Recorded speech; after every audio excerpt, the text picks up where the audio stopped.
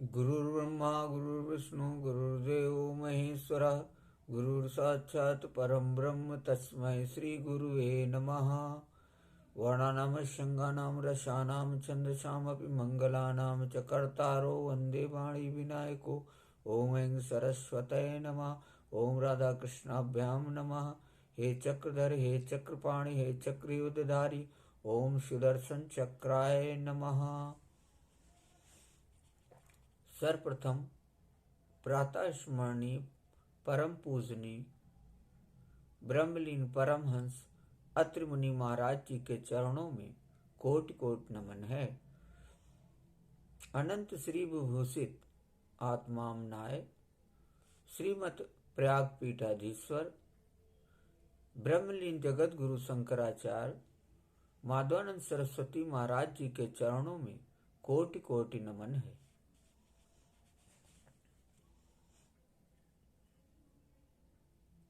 सनातन धर्म सम्राट ब्रह्मलीन स्वामी करपात्री जी महाराज जी के चरणों में कोटि कोटि नमन है। अद्वैतवाद के प्रतिपादक भगवान आदि शंकराचार्य जी के चरणों में कोटि कोटि नमन है।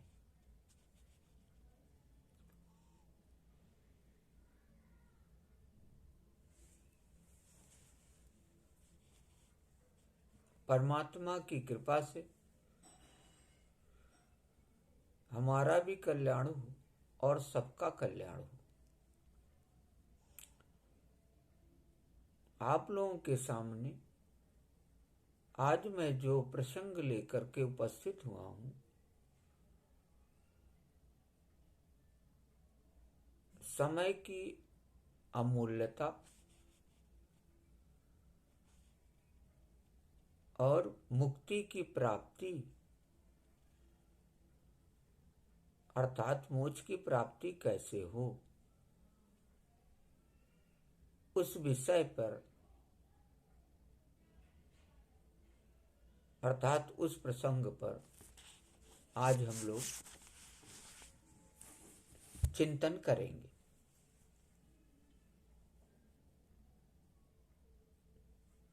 पहली बात तो यह है, सभी को मन परमात्मा में लगाना चाहिए। यदि मन ठीक रहे तो शरीर और इंद्रियां चाहे कहीं लगी रहें। जिस पुरुष ने मन को जीत लिया उसने संसार को जीत लिया। अब इस बात की निगरानी रखो, जो काम अपनी बुद्धि से उत्तम समझो उसमें मन को लगाओ, और सबसे श्रेष्ठ और सबसे बड़े परमेश्वर हैं, इसलिए हर समय उसमें मन लगाना चाहिए। मन नहीं लगता है तो भगवान को सबसे बड़ा आपने नहीं जाना। यदि भगवान को आप सबसे बड़ा जान लें तो उनको बिना भजे हुए आप रह नहीं सकते हैं, क्योंकि आपके मन ने जान लिया कि सबसे बड़े भगवान हैं।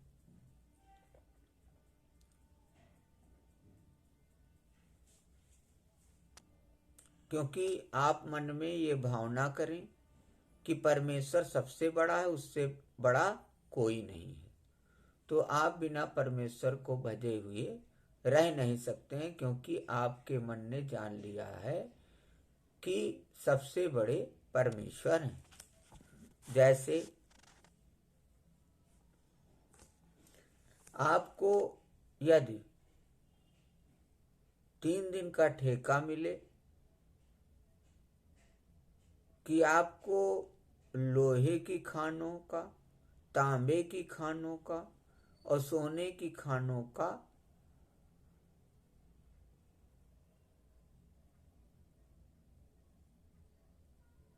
खुदाई करनी, तो आप सबसे पहले तीनों का मूल्य समझेंगे कि किसकी पहले खुदाई की जाए। तो यदि आप जान रहे हैं कि तांबे और लोहे से ज़्यादा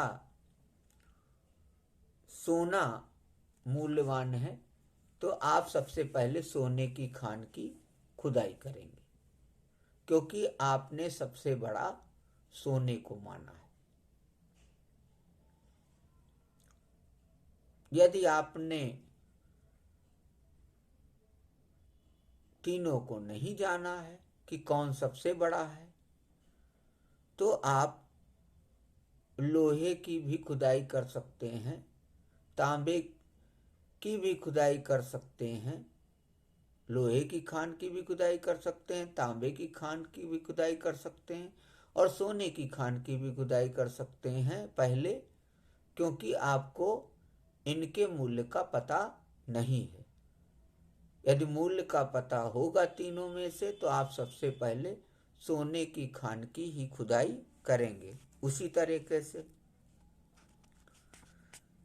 एक श्वास का मूल त्रिलोकी से बढ़कर है, क्योंकि एक श्वास से आपको तीनों लोकों की प्राप्ति हो सकती है। इसी प्रकार सभी सांसों से असंख्य त्रिलोकी की प्राप्ति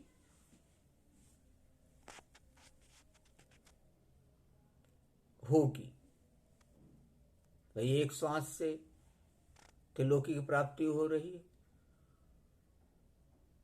तो असंख्य सांसों से आपको असंख्य त्रिलोकी की प्राप्ति हो सकती है। जैसे एक सांस से उन परमात्मा का स्मरण करते हुए मरने वाले को उनकी प्राप्ति हो जाती है। जिनकी स्फुरणा से असंख्य कोटि ब्रह्मांड होते हैं और मिट जाते हैं, उन परमात्मा की प्राप्ति हो जाती है। यह भी मूल्य थोड़ा ही है। एक श्वास से प्रभु की प्राप्ति हो जाती है, यह भी मूल्य थोड़ा ही है। परमात्मा क्या है, यह जिस क्षण में समझ आ जाए, वह क्षण अमूल्य होता है, उसका कोई मोल नहीं हो सकता है। क्योंकि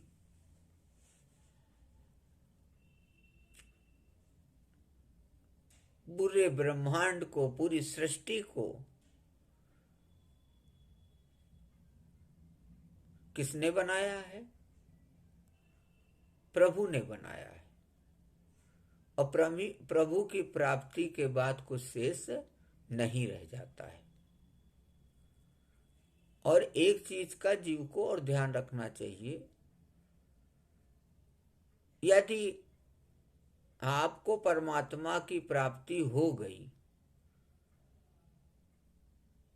और यहीं पे आप रुक गए और आपने दूसरों को प्राप्ति कराने का प्रयास नहीं किया, अर्थात दूसरों के कल्याण का प्रयास आपने नहीं किया, तो आपको पूर्ण ब्रह्म की प्राप्ति नहीं हुई है या नहीं हो सकती है।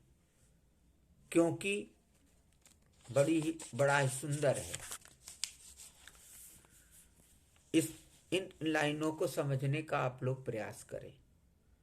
जो अपनी मुक्ति के लिए दूसरों की मुक्ति की परवाह नहीं करता, उसका कल्याण कभी नहीं हो सकता, उसकी मुक्ति कभी नहीं हो सकती।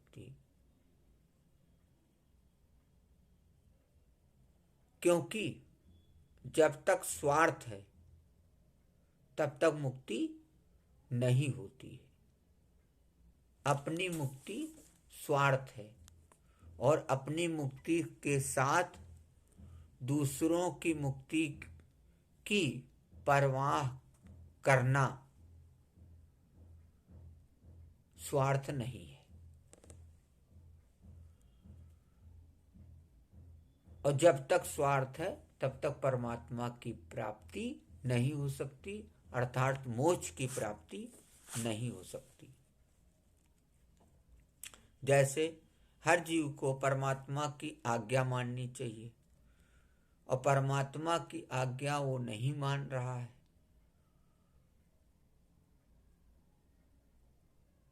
तो वहां पे वो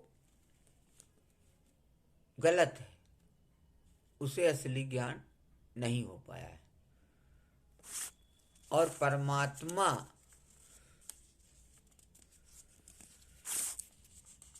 की आज्ञा मानते हुए जीव यदि चलता है तो उसे न जीवन में न मृत्युपरांत पश्चाताप करना पड़ता है। जैसे एक उदाहरण हम लोग लेते हैं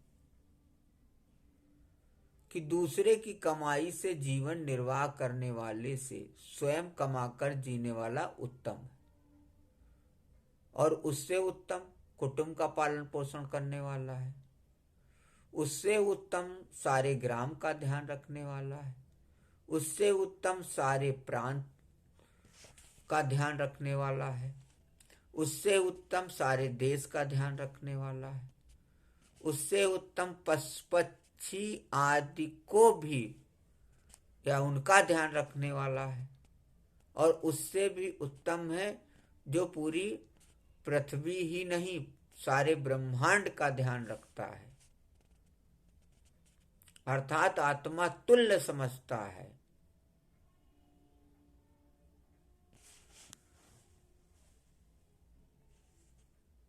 वह सबसे सर्वश्रेष्ठ है। इसीलिए संत लोग परमात्मा की बनाई हुई हर चीज अर्थात सृष्टि, पूरे ब्रह्मांड को आत्मा तुल्य अर्थात उससे प्रेम करते हैं। भगवान ने श्रीमद् भगवद गीता के 6ठे अध्याय के 32वें श्लोक में कहते हैं अर्जुन से कि आत्मोपमेन सर्वत्र समम पश्यत्यो अर्जुन सुखम वा यदि वा दुखम सा योगी परमो मतः। हे अर्जुन, जो योगी अपनी भांति संपूर्ण भूतों में सम देखता है और सुख अथवा दुख को भी सब में सम देखता है, वह योगी परम श्रेष्ठ माना गया है। जैसे पंच महायज्ञ में भी यही भाव है।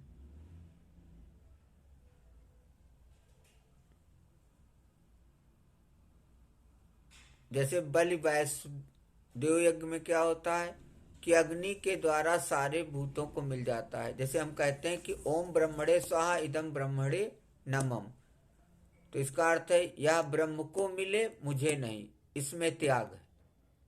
ब्रह्म को मिला तो सारे भूतों को मिल जाता है। जैसे द्रौपदी के यहाँ साग का एक पत्ता खाने से सारे ऋषियों का पेट भर गया, ऐसे ही जैसे आगे कहते हैं कि ओम प्रजापतये स्वाहा इदम प्रजापतये नमः, यह ब्रह्मा को दिया जाता है और अपने लिए नहीं, यह साथ में कहा जाता है। जैसे गायत्री मंत्र में प्रार्थना की जाती है कि हम लोगों की बुद्धि ठीक करके प्रभु में लगाएं, तो सबके लिए।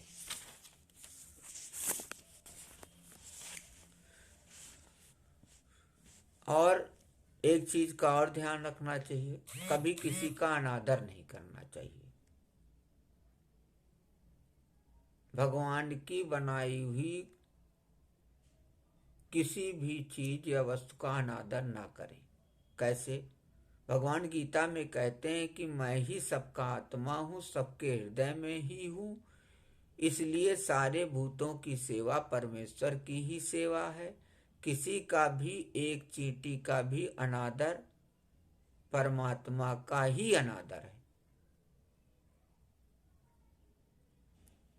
जैसे कबीर भी कहते हैं, कबीरा सूता क्या करे जागो जपो मुरारी, एक दिना है सोना लंबे पांव पसारी।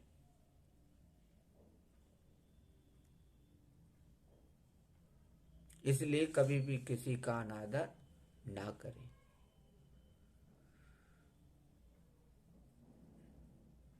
आइए भगवान का सुमिरन करते हैं। श्री कृष्ण गोविंद हरे मुरारे, हे नाथ नारायण वासुदेवा। श्री कृष्ण गोविंद हरे मुरारे, हे नाथ नारायण वासुदेवा। हे चक्रधर, हे चक्रपाणि, हे चक्रयुद्धधारी, ओम सुदर्शन चक्राय नमः। श्री कृष्णाय वयं नमः। श्री कृष्णा शरणं मम। ओम हंसा सोहम हंसा शिवा हंसा शिवा सोहम शिवोहम शिवोहम शिवोहम। अलख निरंजन।